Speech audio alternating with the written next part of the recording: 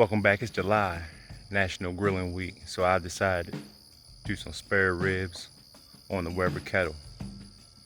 You know, I ain't got no accessories for it, so I'm gonna just show you how I do it on my Weber. You know, I trimmed it up a little bit, got it looking good. But here they go. Got the Weber, she fired up. Let's get cooking. Here we got the whole spare rib. Man, look, it's too big for my board.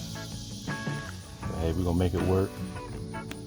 Everything's clean around it. So all I'm gonna do is cut this bone out. They call it the breastbone or what? What they call it? Got that bone off. We just throw that to the side. What we're trying to do is just kind of round it out. Get a nice look on it.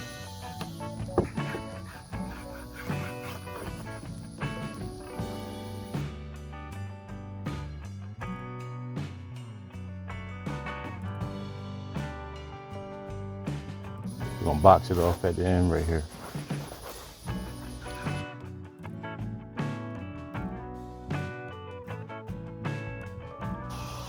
Get a skirt. We're gonna get the skirt off.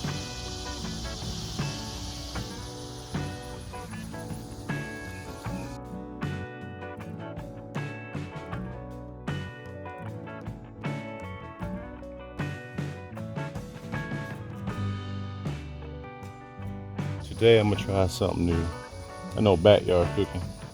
I could pull this membrane, but today I'm gonna try just score it.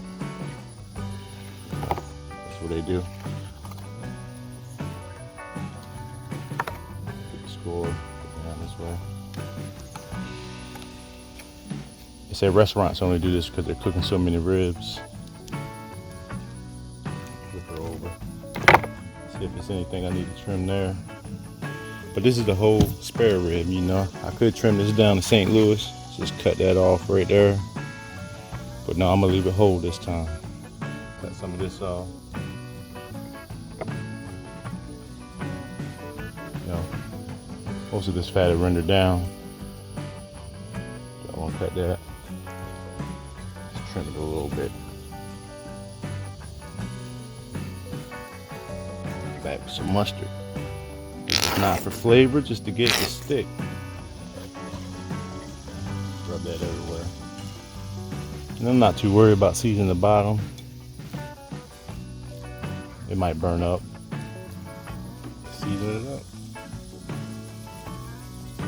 I'm not going for competition ribs or anything. These are backyard ribs, spare ribs. Pat that in a little bit. And again, like I said, I'm not worried about the rub on the back too much.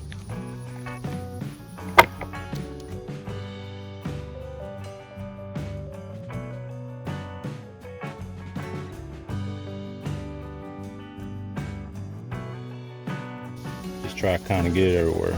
It's going to be a beautiful color with this rub that I'm using. Yeah, I know I'm messy. I'm keeping it simple. And sometimes I make my own rub, but I just got this from the store. Make it easier for me. We can just let that sit there while we get the grill lit. So here we go. I got the Weber kettle getting lit. I don't have no accessories or nothing. I'm just gonna keep the coals to one side. I even let those down there though. Cause you know I got the igniter. So cut that on and hit the igniter, you know. So I just use my old grill brush. Push that over like that. Go ahead and get the grill grate back on her, get her up to temp. And that's when we'll throw the ribs on. Stay tuned. So now I got her lit pretty good. Took off the lid, she's flaring up a little bit. We'll get her back down. I got some little apple wood chips. Throw these in here. I also got some cherry wood. If you want to use your fruit wood on pork, throw those in there. She's gonna get hotter again. Again, I'm doing this with no accessories. We're just out here on the Weber kettle. Down in there a little bit. Put that back over. Get my lid back on here. And notice I don't put the temp probe right over the heat so I can get a better reading. It's never going to be accurate, but it's better. I got it all the way closed. Gonna calm it down real quick. But I'm gonna smoke these at about 260, 250. Once she calm down, you know, you'll be ready to go. She flaring her up. We're gonna get these on here just like that. A little sizzle to them. Let me get this lid back on there. She tacked up good. Let her sat there for a while I got the grill lit. Now I'm gonna get this lid back on her and calm her down. We just smoking, baby. So here we go. I just came back after like, I don't know, an hour and a half. Just checking on them. So we're going at like a higher temp. You know, you gotta watch these grills, control the heat. I gave them a little turn.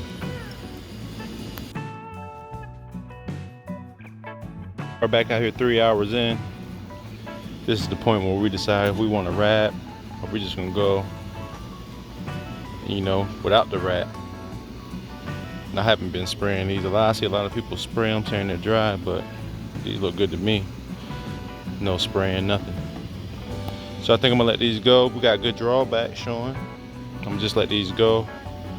Throw a little brown sugar, a little honey on them. Could do butter, but I decided I ain't gonna do that too. But yeah, let's go. Add my brown sugar on.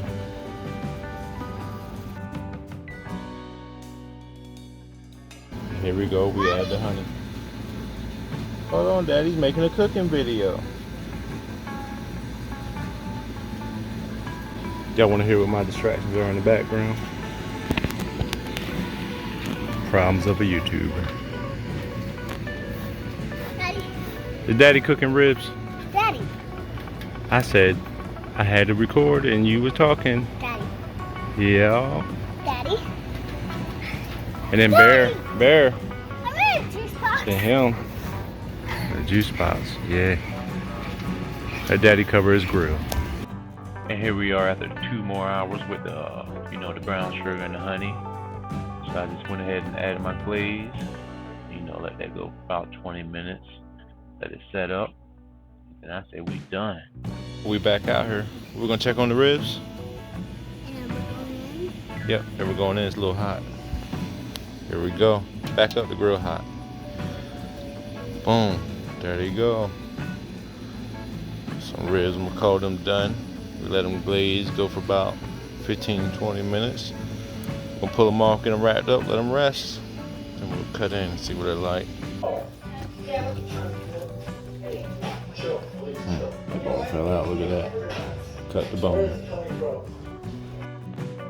Here we go with the product.